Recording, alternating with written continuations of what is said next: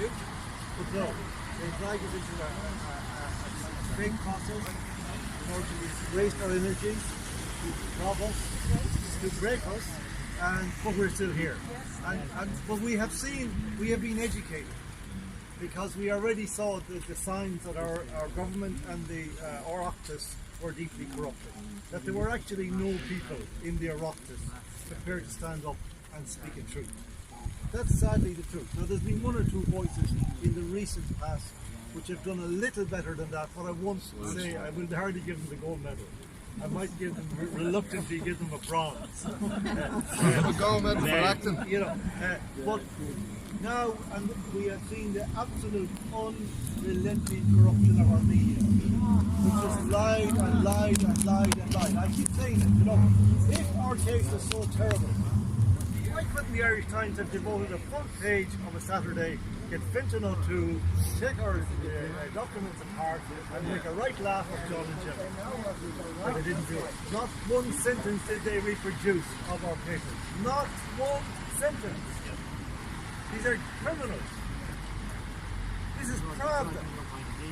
Worse than Pravda. Pravda would blush to see the Irish Times now. And then this shower in here. They're supposed to be the last bulwark. They're the people who say the Constitution is the final defence of the rights of the people. And these are its sole defenders. And so far they have betrayed their oaths, their calling, their responsibility, their duty, and they've betrayed the Constitution and the people of Ireland. But we are not going to let them off the hook. This process is obviously serious. We spent the last 2 days seriously going again through everything and preparing this. Everything is done meticulously to the best of our ability in order to ensure that whatever happens will be not as a result of a failing of ours. But what really we have come to realise, and gradually and maybe quite soon on we realise that actually this is a two-pronged process.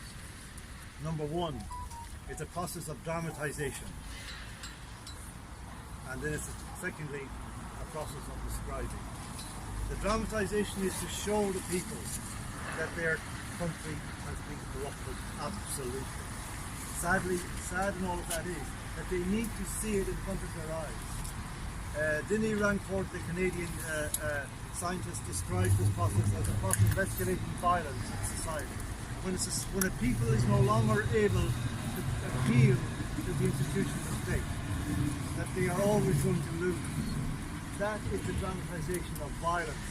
And that is what we said. One of the first things we were interested in doing. If that was going to be the case, then we were going to show it absolutely in the law. And the second one, that we were going to describe it unflinchingly as it happened. And we are not going to spare our words or our passion in describing it. And we do not care for consequences for ourselves. We care far more for the consequences for our future children, grandchildren, the people who are their little eyes looking up at us, pleading, keep us safe. Yes, keep us safe. These people think they can frighten us, threatening us with bills and jail. We couldn't care less, because the consequences of them having their way is the destruction of everything we have worked for, everything we have received, everything we have cherished all our lives. These scoundrels, these gangsters, they will not win against us.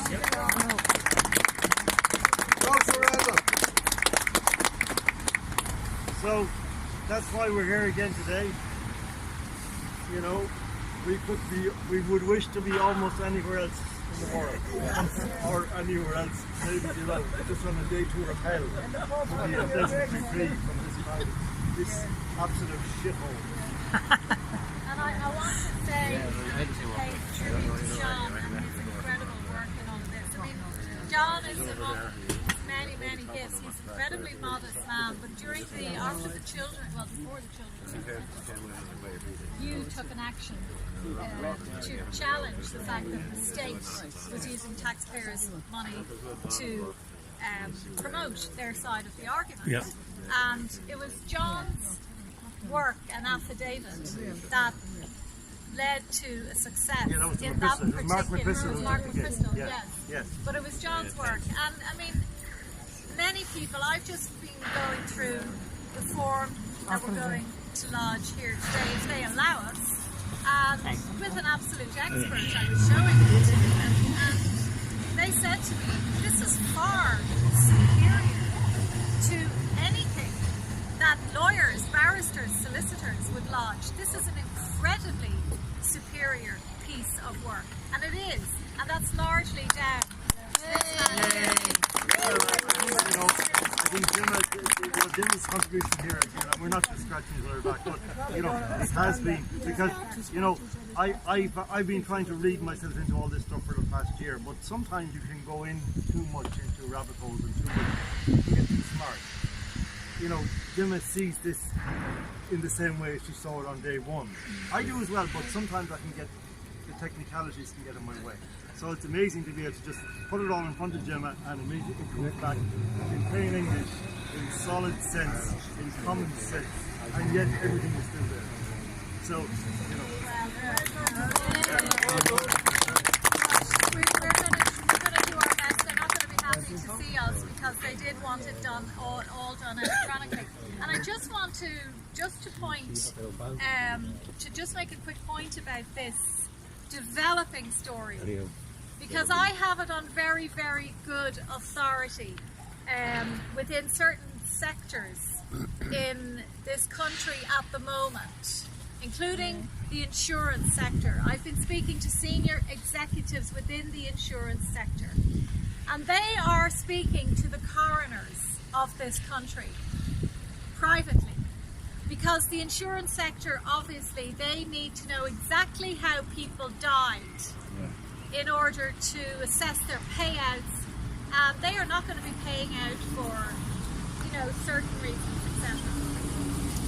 So they are in talks with the coroners, and I've been told that the coroners are no longer going to go along with NPHET. Here, here.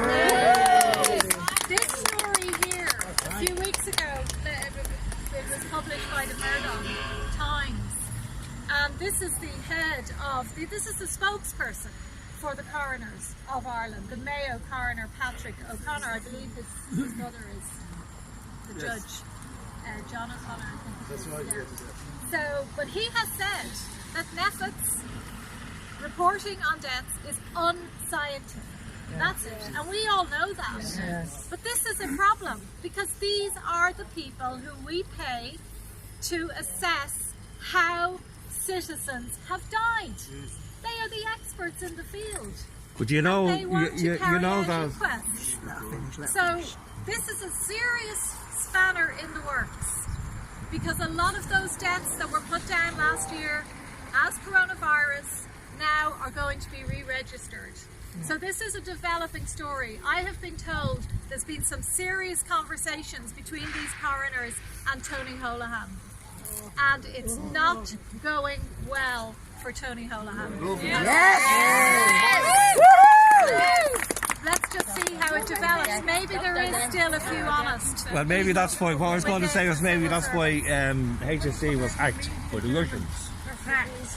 For the Russians. Oh, well, now that. This woman said 6 months ago, watch the hacking coming in when we start asking for the data. Yes. Remember that?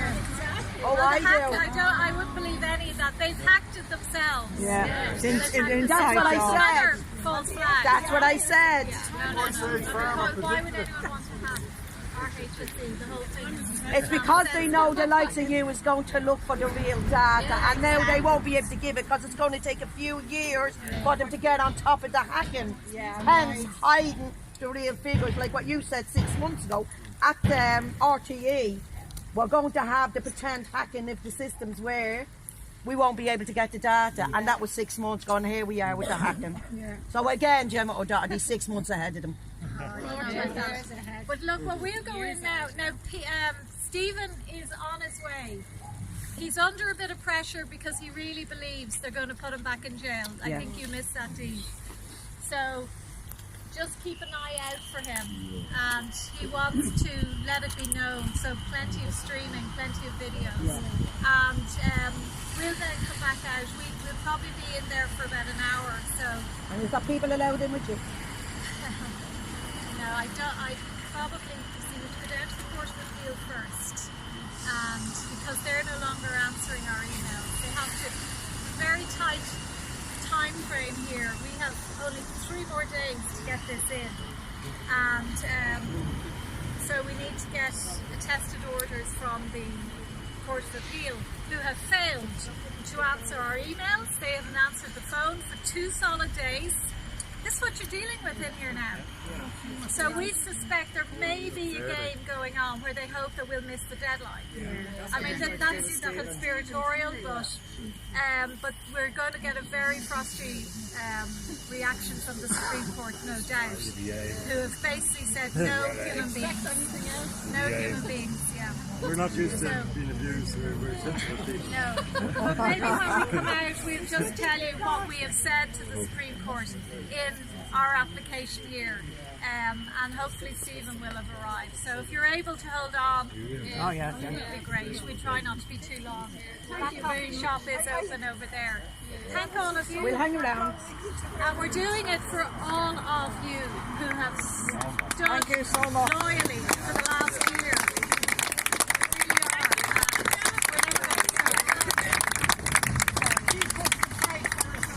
Stephen going to this court here? We're all fighting together. No, he's not going in there. He's coming up specifically to talk to all of you and to talk about the latest development. So, yeah, I don't believe he's going in there today. We straight over there. Thank you, Gemma. It's up to you, it's up to you, yeah. You could. Or out on the keys. Yeah. Yeah. Gemma, maybe ask you a question about the data protection regional. There's certain steps to require them. How do you hold them down?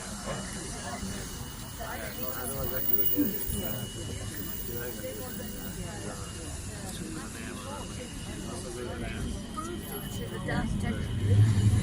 Because by law they're meant to have taken steps to prevent this kind of legislation. That's how we know it's acting. Sorry.